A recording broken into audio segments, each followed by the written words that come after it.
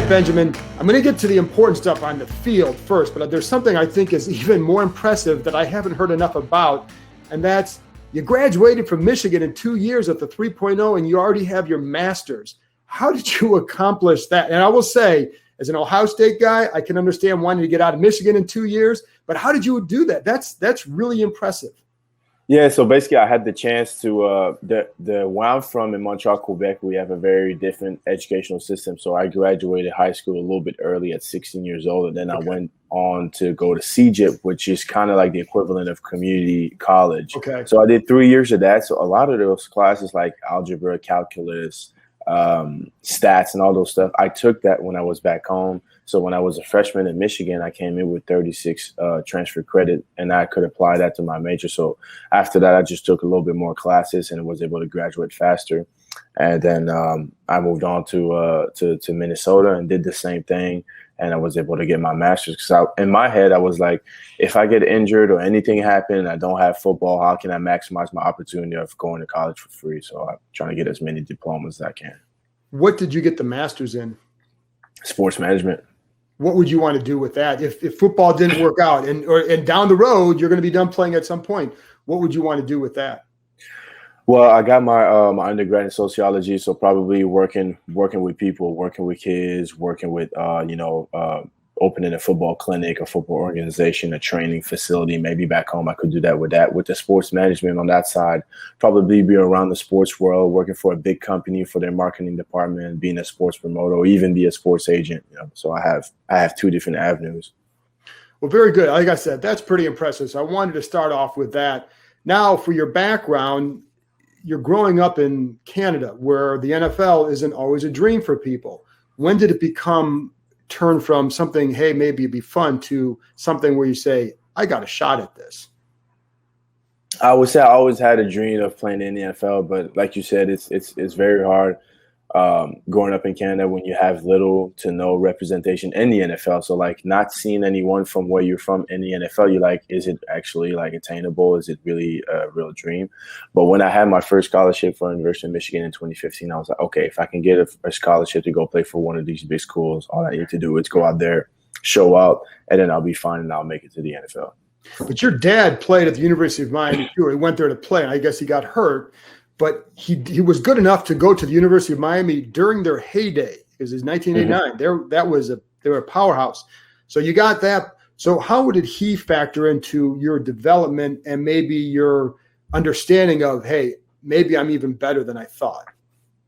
It helped me a lot. It helped me a lot because my dad, every resources or knowledge that he had from the game, from the thing that he even became a coach. Like when I started playing football for the first year in 2007, he was a coach in my Pop Warner team all the way to like 2013. So he was able to acquire some knowledge too, and everything that he knew, he transferred to me. Every training session we were together. So big credit to him, because he's one of the big reasons I started playing football. And just the fact that I was able to reach the NFL, kind of like his dream that he couldn't do, I think he's very proud of me. And there's always knowledge that a dad is going to be able to pass down that he had in that. What are some of the big things that you feel like that maybe he hammered home throughout you growing up that you now look back and say, oh, okay, this really was preparing me for this? Yeah, the never quitting mentality, the always competing. It's never obviously we play football for fun, but you want to compete. You want to come out on top. Don't let other people outwork you. Don't let, even if it's your friend, it don't matter if it's the other team. It don't matter if you're winning 70-0. Make sure that you improve on something. Make sure you work on yourself. Make sure you're better than you were yesterday. Always 1% better, working on yourself. And he didn't really say too much in terms of speech. I was just looking at my dad, how he was doing things. Okay. And that's just how he does things. He's not a quitter. He's a hustler, as we say. He's gonna find a way to make it work on the field, off the field, and he sacrificed a lot. So it built my character, it built my personality on the field, football field, and that's the kind of player I am. It sounds like they kind of let you come to your own realization of what you can do too, because I saw something with you where you were talking about, they asked you watch all these clinics on TV or something like that. Why aren't you going there to do it? And then it's almost like you went there, realized you were better than you thought, and you started putting even more into it. Oh yeah, definitely, definitely. I mean, kind of like I said, I was around people that were like, the NFL is too big for you. You know, we're from Quebec, we're from Canada. There's no one in the NFL. Why would you make it? Well, my parents and my dad didn't care about that. They was like, no, we're gonna bring you to that camp, and we know you're good, so you're gonna go compete with those guys, and you're gonna go get a scholarship, and you're gonna achieve your dream. And them giving me that motivation, kind of like, okay, yeah, if my parents believe in me, then let's roll. Let's go, give it a shot. How hard is it to overcome that when you hear, if because of where you're from and all that, that it's too hard for you? How hard is it to battle that? Because that could really affect you in a bad way. As a young kid, it's very hard. It's very hard because you're vulnerable. You're vulnerable. You didn't see much in life. You didn't been around a lot of people. So you listen to the people that are older, the people that are around you. And I think that's one of the reasons why we don't have that many players from where I'm from, Quebec and Canada in the NFL, is because a lot of people are like, well, the NFL is too big for you, or you can't make it there, and all that stuff. We're a hockey country, like focus on hockey and all that stuff. So as a young kid, it's really hard. But as I got older and I started developing that same mentality that my dad has, that I don't care what other people say, I'm gonna get better at each and every day.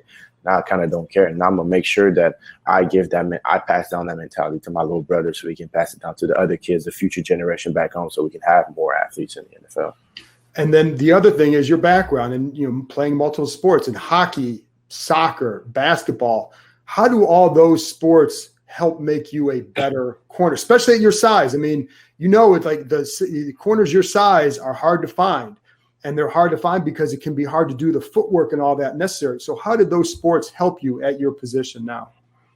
It helped me a lot. Just in general, playing multiple sports, it could be basketball, track, or whatever. You have to play another sport or multiple sports to bring in more, to make you a more complete athlete. Just playing one sport just makes you one-dimensional. For me, hockey, being able to be really good at hockey and soccer, and also running track later on in high school, it helped me with my speed. And hockey, it helped me with my change of direction. That's probably one of the things that helped me have the best three cone and the best shuttle time of this combine this year, is the fact that I can have really good balance for my size, and I can move in and out of cuts and all that stuff. So when did you stop playing hockey? Was there another sport that you said that, hey, if I could have stuck with this, I could have been this? Was there anything like that? And how long did you play hockey?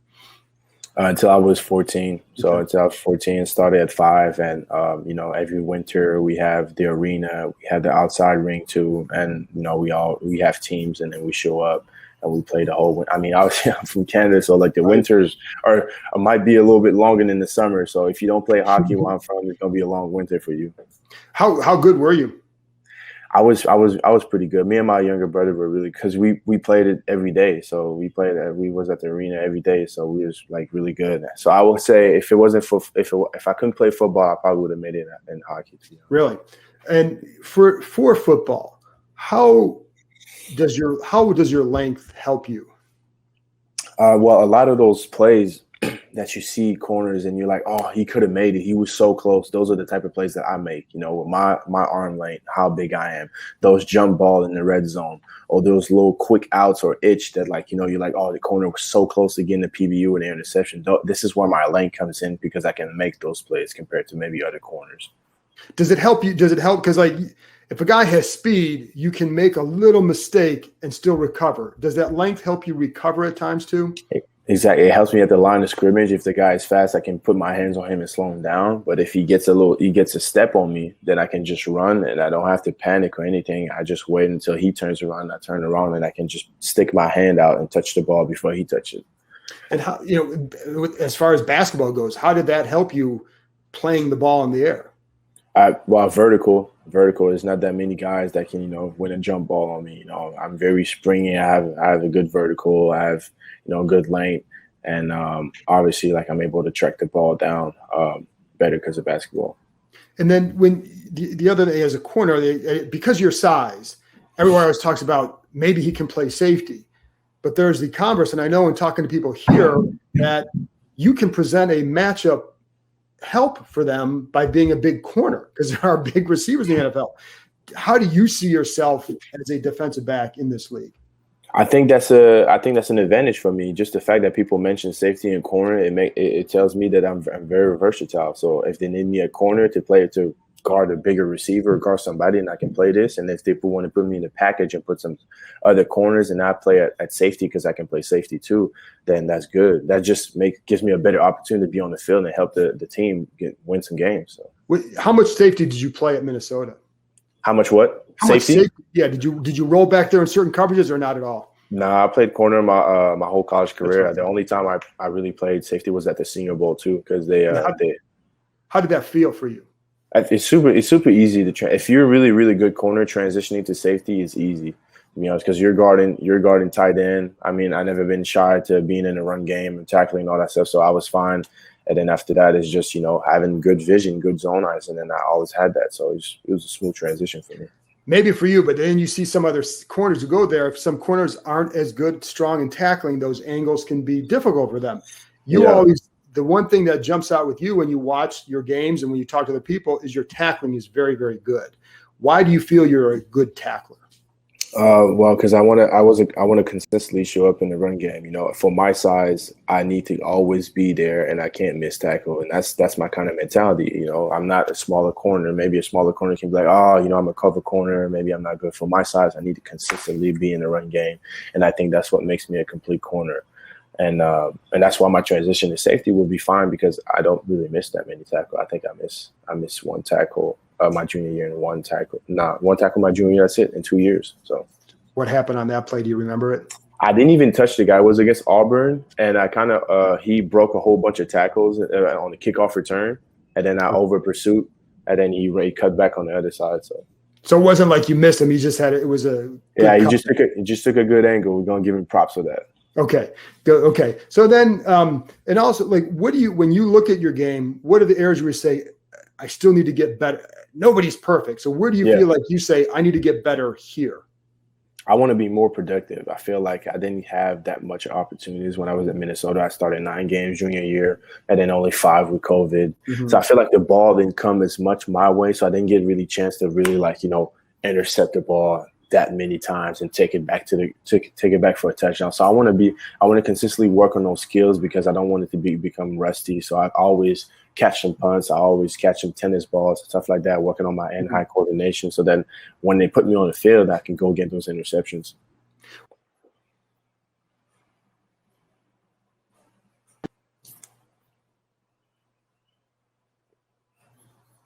Really good press corner. And with your length, you can be a really good press corner, but they also play off and in zone and all that. As far as route recognition, how do you feel you are there and how do you work on that? Well, working on route recognition, it comes with studying the game, studying film. You need to study your opponent. You need to know what they're going to do. You need to know how they're going to attack your defense. What are the weaknesses of the coverages that we play? And I think Minnesota prepped me well to do that because the first year we didn't play as much press.